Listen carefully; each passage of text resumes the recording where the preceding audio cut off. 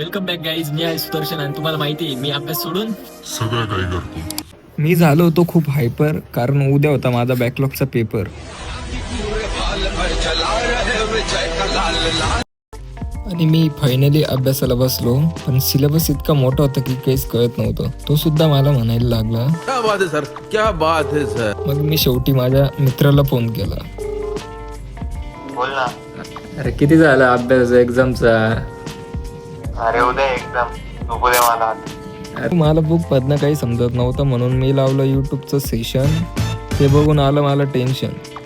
माझं मन म्हणत होतं कोणी सांगितलं तुला इतकं टेन्शन घ्यायला, म्हणून मी निघालो कॉपी घ्यायला. खरं तर मी आलो होतो कॉपी घ्यायला, पण त्या कॉपीवाल्याला सुद्धा माझं दुःख समजलं. ये लो भैया जी एक कप कॉफी, एक बार पियोगे तो रात भर नींद नहीं आएगी. त्याचे गोड शब्द ऐकून मी विचार केला, भाऊ की भाई एक कॉपी